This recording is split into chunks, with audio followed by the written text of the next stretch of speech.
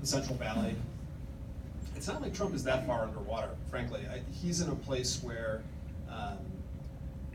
there are people who even didn't vote for him, who still want to give him a chance to try to shake things up and do some good things in the state, or in this country. But, I mean, in the governor's race, he's just Yeah, I just have drag John Cox. I have a slight difference of opinion. So we're doing Katie Porter's race in California 45, which is Mimi Walter's seat. And she came out of that race kind of from the progressive side, although the Democrats were honestly pretty similar, except for a few issue differences. We found overwhelmingly that the top message for us in the primary was a message where we went to contrast with Mimi Walters in the primary, essentially in a Democratic field. And what's the number one hit on her? The Nate Silver Trump score, 98%. So how does that play in, say, trucking, Bill, or South Lake Tahoe? Well, the primary and the general are two different things, Yeah. right? Like, you ask any Democratic primary voter, and they're going to say, yes, I would like to give the middle finger to Donald Trump if he were here in my face.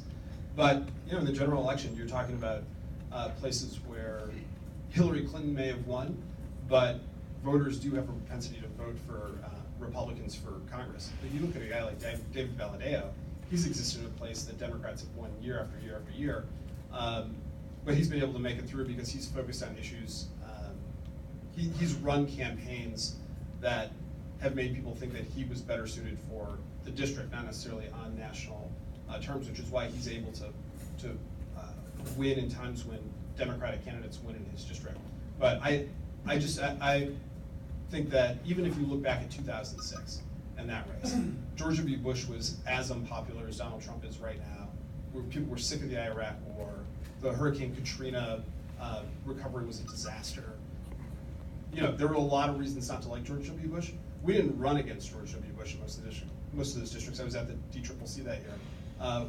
We ran against the individual candidates making bad decisions on behalf of their constituents. Run against the culture of corruption? Yeah, that was in Congress. Yeah.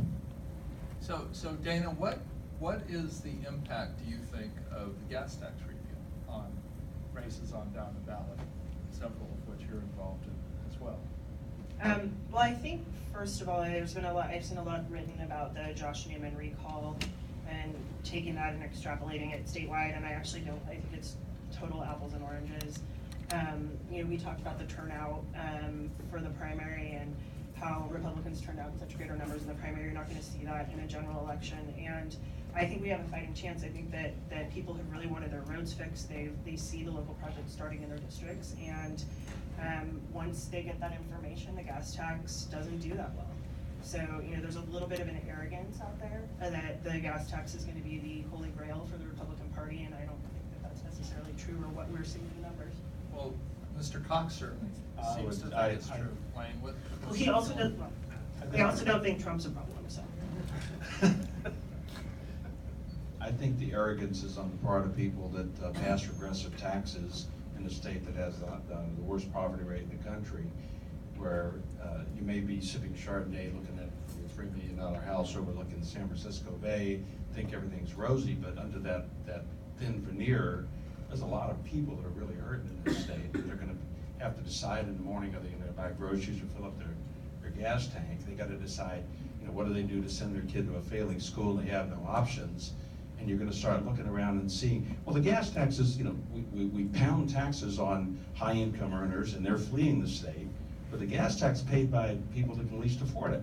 It's a very regressive tax. And when you pile something like that on and say, well, but we're going to fix all the roads, you know, but the choices that millions of Californians have to make is a choice between two bad options. You can't afford to do two things, and you need to do them both. And we keep piling these taxes on, and we make it less and less affordable. And Donald Trump is not the reason why we have a housing crisis. Why you can build a house for 40% in almost any state in the country for what it costs to build it here. We pile on so many taxes and fees and regulations, and the environmental. The CEQA regulations that take sometimes years to get a project. You got to build more houses And you gotta make it easier for people to build houses. And you gotta, if we're really gonna do something about the supply. We've created this mess. It's happened on your watch. And I think that's the debate we wanna have. And why does it cost, four and a half times as much to build and maintain a mile of road in California as it does in Texas?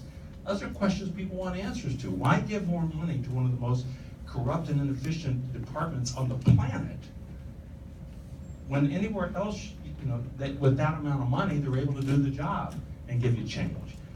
So yeah, I think that there is a lot of arrogance that we can keep piling taxes on, and not just on the people that are going to pay their last tax before they leave the state, but on the people who can't afford to leave. Both things can be true, that Californians hate Donald Trump, and we are in certain messes with homelessness and housing, et cetera. The question, though, isn't necessarily are both of those things true. It's, can John Cox run a campaign where he credibly can say, I'm the answer to those questions? So far, I don't think so.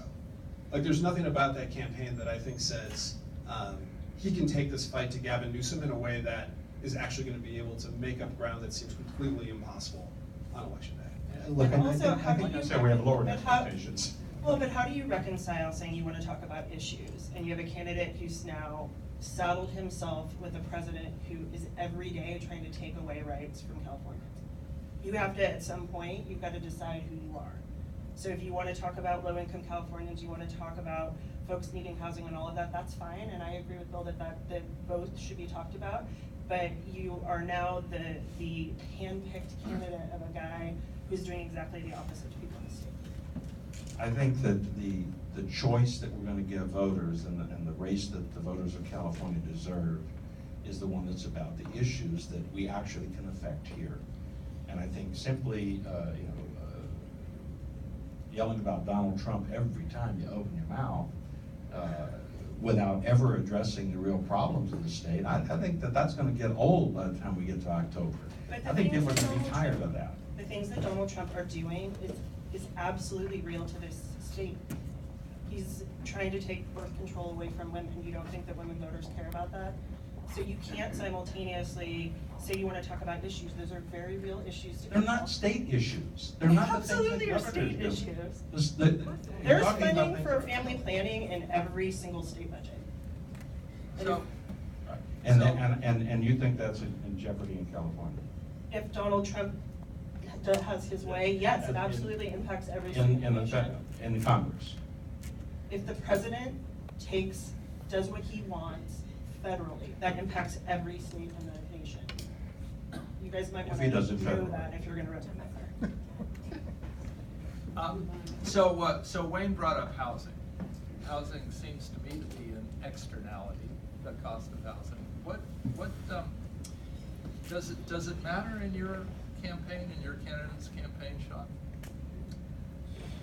I think that Wayne said a lot of things that are true, by the way. He was talking about the gas tax fundamentally as a cost of living issue. The cost of living is the #1 issue we're seeing out there. It manifests itself in a lot of different ways. It's mostly about the cost of housing. And voters are pretty sophisticated about it. They understand that we have a housing shortage in California. There's going to be a ballot measure on rent control. And that's going to present a real challenge, I think, for the Democratic base. The gas tax as well, I think, has a potential to appeal to some downscale people that we usually count on, and they're going to have to be effective campaigns that are run to really lock down the base in both of those efforts. You asked about the gas tax and its impact. I think it's going to be much more significant, and I predict we're going to see national money come in and play in that ballot measure campaign as a message unifier On the yes side. on the yes On the side. yes side. And then they're going to subject themselves to the counter that this really is about Donald Trump or the congressional Republicans or even the oligarchs Yeah, if you whose wanna- interests he's protecting. Yeah, I agree with Sean. I think, you'll see a lot of resources come in, and then the conversation's gonna start. And then you start having the conversation about, I lost 2 wheels because of my pothole. And that, how much money does that cost? And so you're gonna get an airwave about the facts of, you know, what's less expensive for folks, but. Or there's not one provision in that initiative to require big oil companies to pass the benefit on to the consumer at the pump. And that's a real defect in their argument.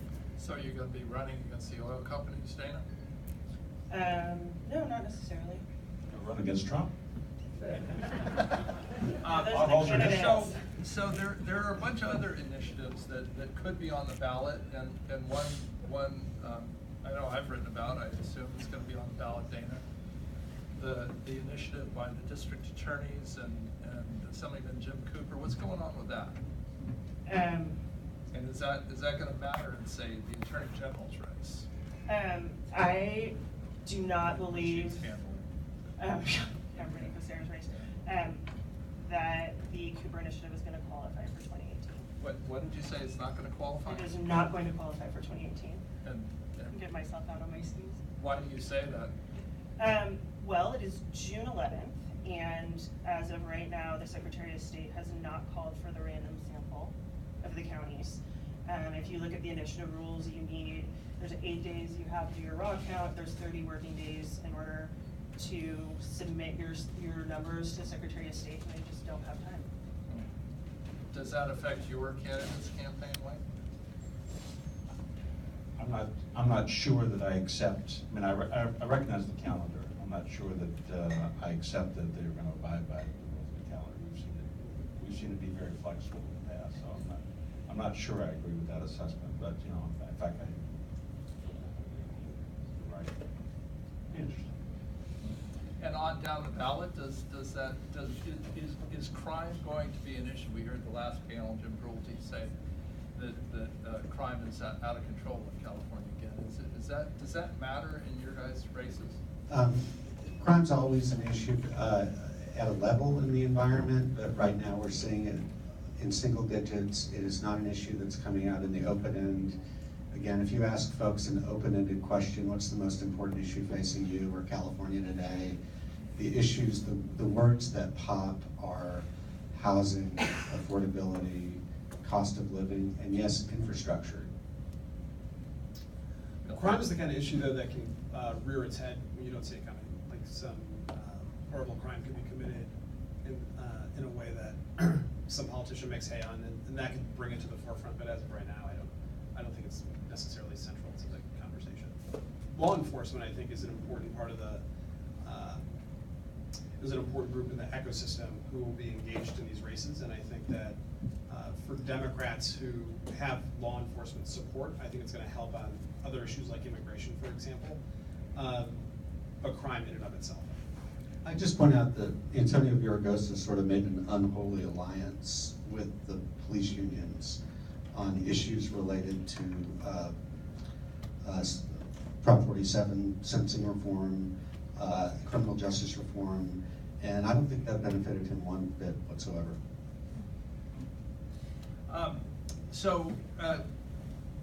Any day, maybe next Monday, I thought it might have been this Monday or the Monday after,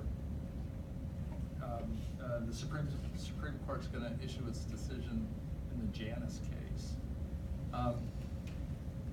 How's that affecting races as you folks see it now? How will that affect? I think we already saw it in the primary, honestly. I think we had obviously Newsom won the endorsement of the California Teachers Association.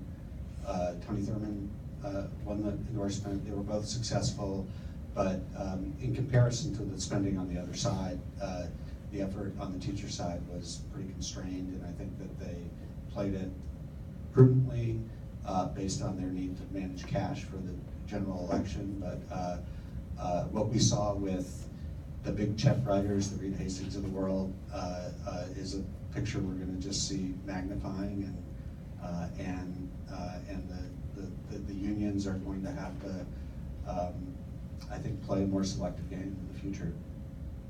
And does that, and how do you see that playing on down the ballot in some of your races?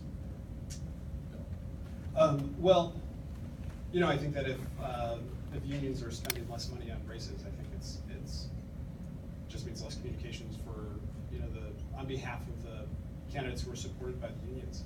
I think unions, the teachers union in particular, has spent a lot of money in the state on races, not always successfully in the last couple of cycles, particularly the 2 school board races where they've invested in Los Angeles, where they invested an incredible amount of money, and in one case getting beaten by 14 points with the incumbent president of the school board. But we're talking millions and millions of dollars that are no longer there for them to engage in this fight as we get into another general election here in the midterms. So I do think it's going to mean less money for communications for those candidates. So the Bill is representing Marshall Tuck, and Sean's firm is representing Tony Thurmond. Is all that charter money going to flow to Tuck and against Thurmond? That's how we're gaming the race. Yeah. What do you know? What happens on the independent side, as you know, is independent. But we'll see. I don't know if coming out of what happened Tuesday between Villaraigosa and Newsom is going to have a chilling effect on funding or not. We'll have to see as we go on. I think it's possible to be very successful on the reform side. We'll see if some of the people who have really backed it are going to stand that fight. I think the stakes are pretty high, so I suspect that people who really care about reforming education in the state are going to be in that fight in a significant way, but I think time will tell what really happens. Just one point. Tell me this: why do you think the stakes are high in that race? I mean, it's an office that the governor has much more clout over education, I think. Well, you could also say that the mayor of Los Angeles doesn't matter as it relates to education, but as a spokesperson on these issues, you can have a very big impact on how you move policy related to charter schools, for one, to rules about teachers and contracts and how to get more money into classrooms so that parents and kids have a real great shot in their education. Education in the state is not great, right? We have some of the biggest achievement gaps in the whole country right here in California, and I think unless you get leaders in place who can help lead on some of these issues and actually make some change and say the status quo isn't good enough, you're not going to get change. I'll just make one point, and Wayne's going to hate it, but the worst thing that happened to Marshall Tuck was the election of Donald Trump and the appointment of Betsy DeVos, who now has 85% national name ID and high name ID in California. And so the frame for this race is going to be really, really different. Tuck doesn't get to present himself as an Obama Democrat, as a really part of the Obama education philosophy. He is now running in the face of I think of an ed reform movement that is going to be, is now somewhat brand damaged. And if they run a sort of a holy terror negative campaign against an African American guy, then I think it may rebound against them even more severely than their missteps in the governor's race. Yeah, The teachers. Bill, what do you think? The teachers wasted literally over $10 million making the same argument and got embarrassed in Los Angeles in races where they, obviously had the power of incumbency and could have won. So, I mean, if you think that the defining issue in this race is Donald Trump, it's fundamentally wrong. People have tried this before, and it doesn't work. If your campaign's prompted by the Waltons and Betsy DeVos' supporters, and if you're a parent watching this race, travelers, the difference between the candidates isn't do you support Donald Trump or do you not support Donald Trump, because neither of the candidates do, and it's ludicrous to even suggest it. It's, are you for change or are you for the status quo? And if Tony Thurmond wants to defend the status quo in education in California schools, good luck. I hope you run that campaign. But it's a losing one. We've seen it happen. Wayne, how does this affect your candidate's race? Is Marshall Tuck going to be like your lieutenant governor? I think if the charter school supporters want to spend $22 million on Tuck instead of against us. we were the biggest supporters of charter schools going into the race, and we ended up on the receiving end of a lot of their tough love. The Villaraigosa IE, so I don't know. I would think they're going to double down and focus on the superintendent's race. I don't know that they're going to play in the governor's race as far as having somebody who, I think you're right, I don't think Betsy DeVos is what people are going to be voting on in this election, or Donald Trump. I think they're going to be voting on whether or not we're going to improve our schools or whether we're happy with the way they are. that's the choice. That's the debate that we're gonna have, whether it's in that race or the governor's race or anywhere else. When you can't be in there for 8 years and not talk about your record. You know, that's what it's gotta be about. And there are some good things to point out, and there are some things that are not so good. But those are the things we ought to be talking about. And I think that the sort of the domino attacks or the bank shots, off the Beltway, I think people are going to get tired of that long before October. And Dana, do you have a view of DeVos versus Tuck versus Thurman versus charter schools? I think more broadly, I was surprised, walking into an AG's race, you are a little hesitant to, you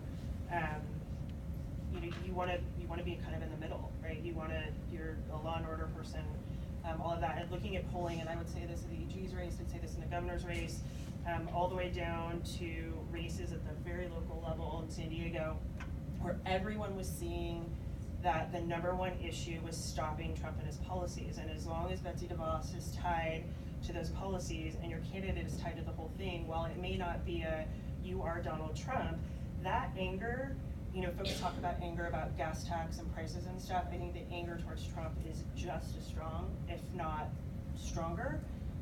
So I do think it's going to impact. Donald Trump's not on the ballot, the gas tax is. I think it's going to be about the gas tax. Feel free to raise your hand if anybody has a question. Yes, no, right. Then I will proceed. So you've got one of the more interesting races, Bill, and it's one nobody is really paying a lot of attention to. It has to do, I think, with whether this is going to be a year of the women, right? The Jessica Morris versus Tom McClintock race. Why would you take that race? I mean, McClintock's a shoo-in, right? First of all, Jessica's a great candidate. Like she is a woman who served in the U.S. government, including in Baghdad for 1.5 years, and just has this really compelling story. She's from the district. She's got deep roots there. The #1 reason that I wanted to do it was because she's a great candidate. In terms of competitiveness, you look at a race like this. When you look at the last time there was a Democratic wave, we won 31 races that cycle.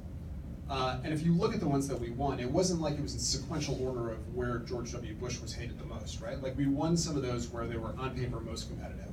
And then we won some that were a little less competitive. And then there were a couple where we won where we literally hadn't really heard the candidate's name a week before Election Day. Jason Altmaier in Pittsburgh.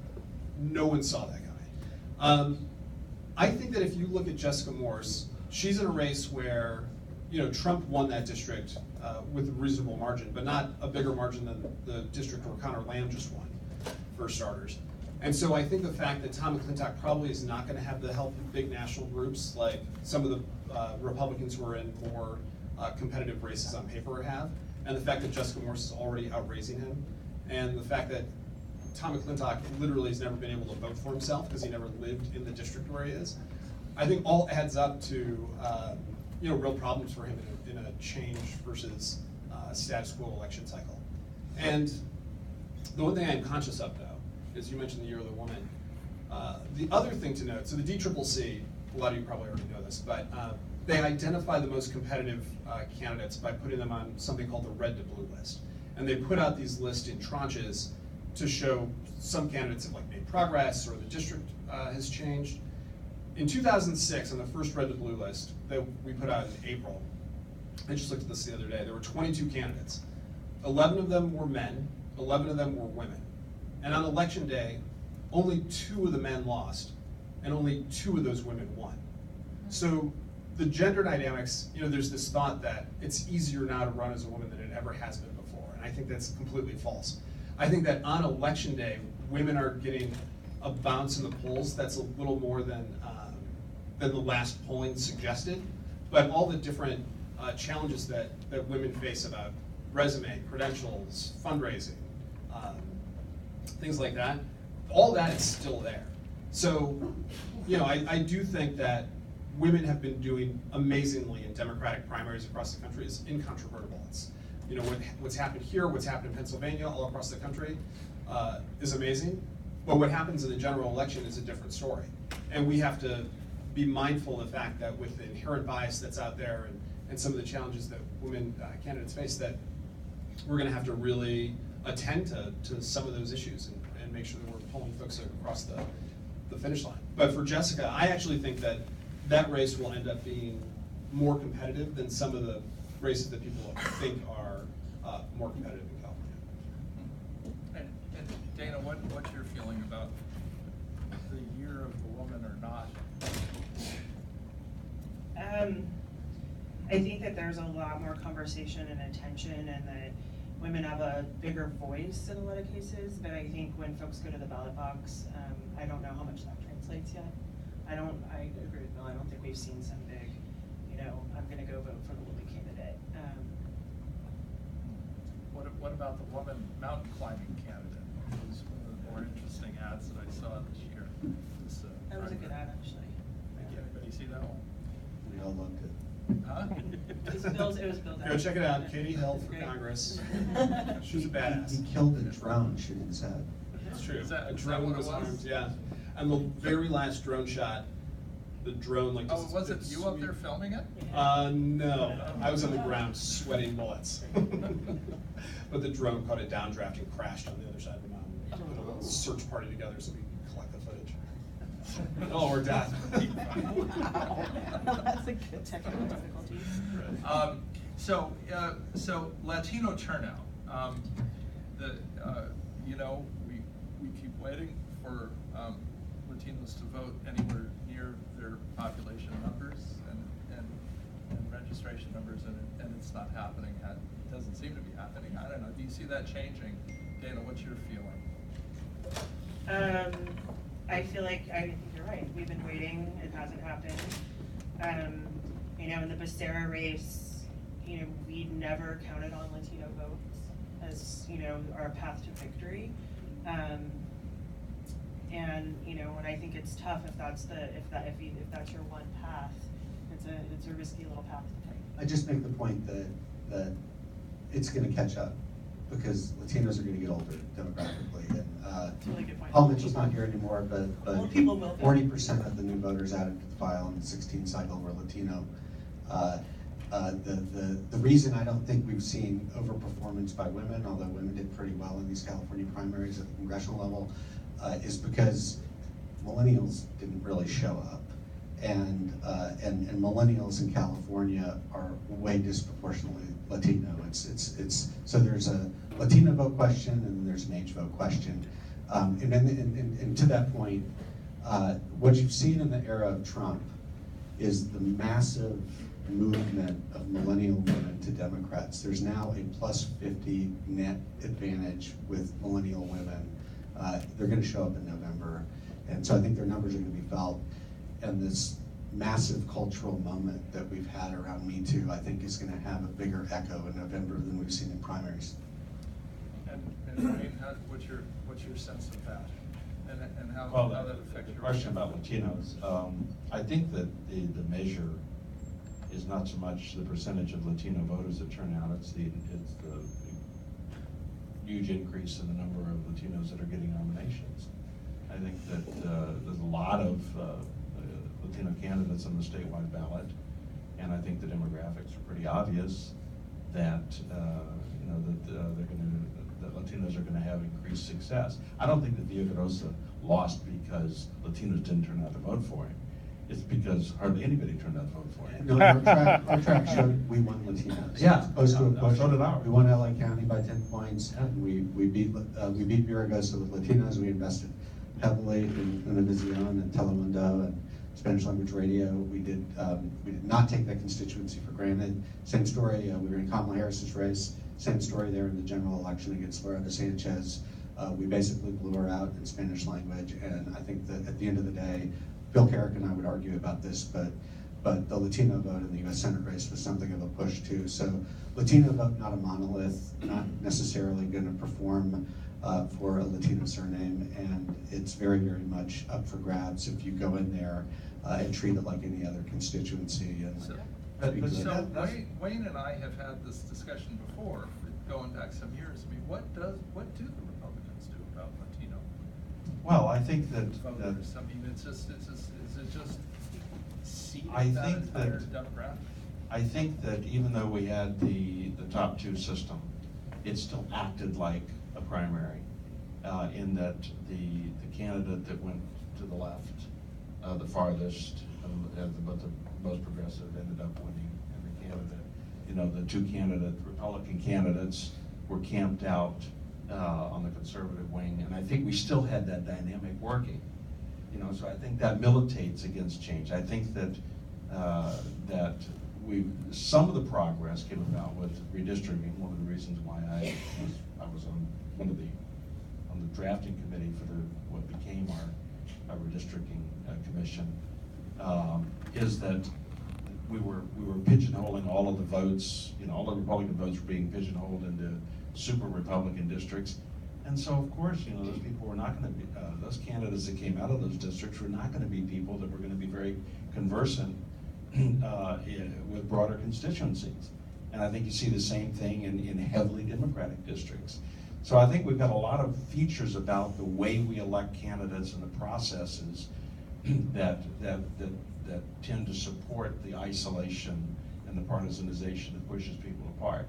It manifests itself in some of the ethnic voting, because ethnic populations tend to be geographically aggregating in areas that are either Republican or Democratic. The Republican, Mark Baerback wrote a really smart piece on this in the midst of the cycle, and he went up and down Interstate 80 and talked to Republicans in parking lots, and the things that came out of their mouths about immigrants were, just go Google it. It's a really great read. And look, I think I grew up in a time when the Republican Party really was, and it's still, in terms of rhetoric, the anti-tax party and the party of fiscal responsibility. Now it's fundamentally an anti-immigrant party. If you ask California's top issue, you throw out the Democrats and the independents and you just word cloud what the Republicans say, it's all about immigration. And it is deep in the audience. And the reason that the Republican Party is shrinking and in a spiral in California is because they can't get out of that black hole of hate. I would just add, I actually think California loses by not having a truly competitive Republican